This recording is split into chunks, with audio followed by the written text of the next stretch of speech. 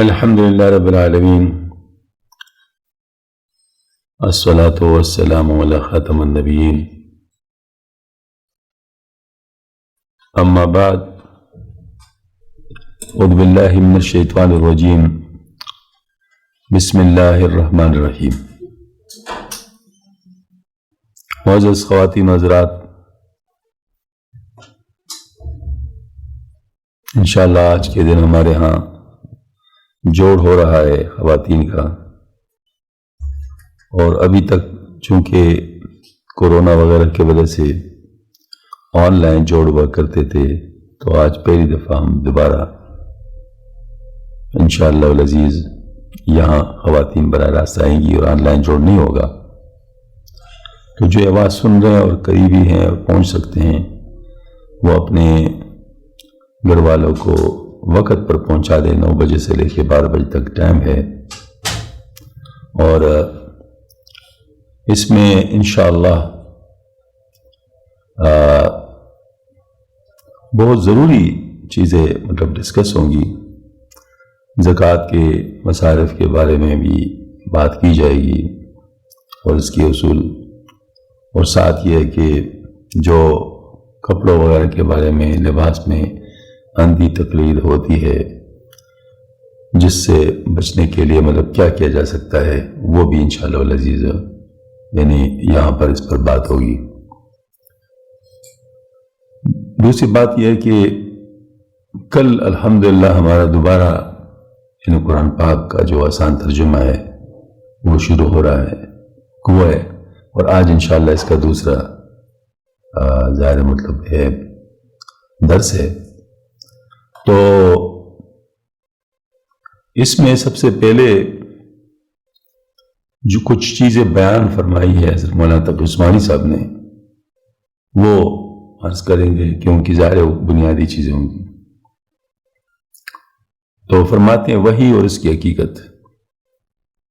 قرآن کریم چونکہ سرور کائنات حضرت محمد مصطفیٰ صلی اللہ علیہ وسلم پر وحی کے ذریعے نازل کیا گیا ہے، اس لیے سب سے پہلے وحی کے بارے میں چند ضروری باتیں سمجھ لینی چاہیے۔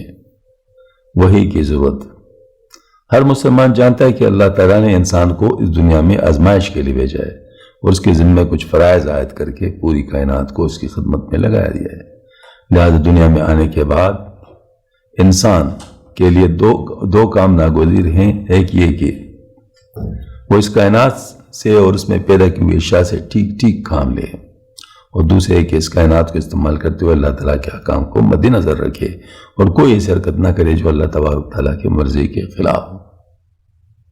ان دونوں کاموں کے لیے انسان کو علم کی ضرورت ہے، اس لیے جب تک اسے یہ معلوم نہ ہو کہ اس کائنات کی حقیقت کیا ہے، اس کی کون سی چیز کے کیا خواص ہیں، ان سے کس طرح فائدہ اٹھایا جا سکتا ہے، اس وقت تک وہ دنیا کی کوئی بھی چیز اپنے فائدے کے لیے استعمال نہیں کر سکتا۔ یہ جب تک اسے یہ معلوم نہ ہو کہ اللہ تعالیٰ کی مرضی کیا ہے، وہ کون سے کاموں کو پسند اور کن کو ناپسند فرماتے ہیں، اس وقت تک اس کے لیے اللہ تعالیٰ کی مرضی کے مطابق زندگی گزارنا ممکن نہیں۔ چنانچہ اللہ تعالیٰ نے انسان کو پیدا کرنے کے ساتھ ساتھ 3 چیزیں ایسی پیدا کی ہیں جس کے ذریعے اسے مذکورہ بالا باتوں کا علم حاصل ہوتا رہے۔ ایک انسان کے حواس یعنی آنکھ، کان، منہ اور ہاتھ پاؤں، دوسرے عقل اور تیسرے وحی۔ چنانچہ انسان کو بہت ساری باتیں اپنے حواس کے ذریعے سے معلوم ہو جاتی ہے، بہت سی عقل کے ذریعے سے۔ اصل میں عقل جو ہے نا وہ کیا ہے، جو باتیں ہمارے حواس کے ذریعے سے معلوم ہوتی ہے، تو عقل ایک ایسی صلاحیت ہے کہ اس سے کچھ نتائج وہ برآمد کرتے ہیں۔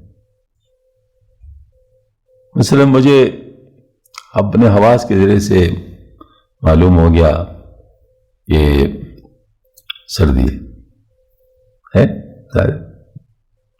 اور یہ بھی پتہ چل گیا حواس کے ذریعے سے کہ اگر میں گرم کپڑے لپیٹوں اپنے ارد گرد تو سردی کم ہو جاتی ہے، یا آگ کے قریب بیٹھ جاؤں تو سردی کم ہو جائے گی، یا کوئی اور اس قسم کا ذریعہ۔ اب یہ آبزرویشن ہے، تجربات ہیں۔ عقل کے ذریعے سے ہم یہ اندازہ لگا لیتے ہیں کہ جب یہ ایسا ہو رہا ہے تو پھر ہمیں کیا کرنا چاہیے۔ عقل ہمیں پھر یہ بتاتا ہے کہ جب سردی آنے لگے تو گرم کپڑے ہمارے پاس ہونے چاہیے، وہ گرم کپڑے پہننے چاہیے۔ سردی میں نہیں نکلنا چاہیے، بلا ضرورت نکلنا چاہیے تو پورا انتظام کر کے نکلنا چاہیے، اور اس کی گرمی کے بندوبست آگ وغیرہ کے ذریعے سے یا گرم پانی یا جو بھی ہے اس کے ذریعے سے ہمیں کرنا چاہیے۔ یہ اب عقل کی بات ہے، یعنی جو ذرائع ہمارے پاس ہیں، حواس ہیں، ان حواس سے ہم مطلب کام لے لیں، تو یہ عقل ہمارے پاس ہے۔ تو اب حواس میں جیسے میں مثال کے طور پر ایک اچھی چیز کو دیکھ رہا ہوں، اس طرح بری چیز کو بھی تو دیکھ رہا ہوں۔ اچھا، میں اگر اچھی چیز محسوس کر رہا ہوں، بری چیز بھی محسوس کر سکتا ہوں۔ تو وہ جو اچھی چیزوں کے دیکھنے سے جو اچھے اثرات دل پر مرتب ہوتے ہیں، اس طرح بری چیزوں کے دیکھنے سے برے اثرات مرتب ہوتے ہیں۔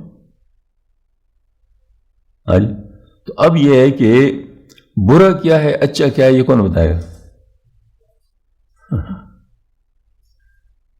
برا کیا ہے، اچھا کیا ہے، یہ وہی بتائے گا۔ سمجھ میں آ گئی نا بات؟ یہ وہی بتائے گا۔ لہذا وہی کے ذریعے سے معلوم ہو جاتا ہے کہ اس کو دیکھنا چاہیے، اس کو نہیں دیکھنا چاہیے، اس کا اچھا اثر ہوگا، اس کا برا اثر ہوگا، اس سے اللہ راضی ہوگا، اس سے اللہ ناراض ہوگا،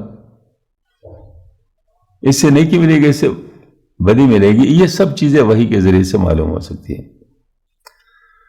تو اس وجہ سے ہم لوگ اب جو مسلمان ہیں نا، وہ ان چیزوں کے پابند ہیں، کیونکہ وحی کے علم سے ان کو پتہ لگا ہوتا ہے، لہٰذا وہ اپنے عقل کو بھی استعمال کرتے ہیں، لیکن عقل سے سپیریئر یعنی وحی وہ جو ہے اس کو بھی استعمال کرتے ہیں، اور اس کے ذریعے سے عقل استعمال کرتے، عقل کے ذریعے سے اپنے حواس استعمال کرتے۔ سمجھ میں آ گئی نا بات؟ تو ہمارے پاس ہائرارکی کیا آ گیا کہ شریعت عقل کو گائیڈ کرتی ہے، اور عقل ہمارے تمام نظام جو ہے اس کو گائیڈ کرتی ہے۔ اب تمام نظام ہمارا چل رہا ہے نفس کے اندر سے، مطلب نفس کے ذریعے سے۔ تو نفس جو ہے وہ خود بھی کچھ چاہتا ہے، وہ خود بھی کچھ چاہتا ہے۔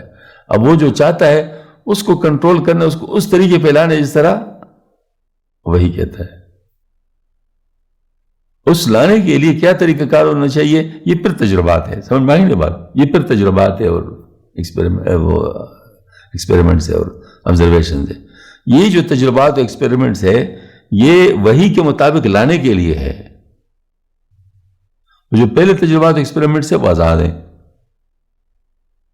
تو وہ جو آزاد ہے وہ سائنس ہے۔ سمجھ میں آ گئی نا بات؟ وہ جو آزاد ہے وہ کیا ہے؟ وہ سائنس ہے، اور جو پابند ہے وہ کیا ہے؟ تصوف ہے۔ سمجھ میں آ گئی نا بات؟ بس یہی سائنس اور تصوف میں لنک بن گیا۔ دونوں میں عقل استعمال ہو رہا ہے، دونوں میں عقل استعمال ہو رہا ہے۔ فرق کیا ہے کہ جو سائنس ہے وہ سیکولر ہے، وہ یہ نہیں بتاتا کہ یہ جائز ہے ناجائز ہے، یہ نہیں بتائے گا۔ ہاں، آپ اس کے ذریعے سے انالیسس کر سکتے ہیں، تمام چیزیں وہ کر سکتے ہیں، وہ سب چیزیں وہ ہیں، لیکن چونکہ سائنٹسٹ مسلمان بھی ہوتا ہے، سائنٹسٹ کافر بھی ہوتا ہے، اور دونوں کے ریزلٹس ایک آ سکتے ہیں، لیکن پھر اس سے فائدہ اٹھانے یا نقصان وہ سب جو ہے نا وہ کیا ہے، وہ ہمیں وحی کے ذریعے سے معلوم ہوگا۔ تو وحی کے مطابق لانے کے لیے ہمیں جو کچھ کرنا ہے وہ آبزرویشن ایکسپیریمنٹس کے استعمال سے، وہ کیا ہے؟ وہ ماشاءاللہ یہ تصوف ہے۔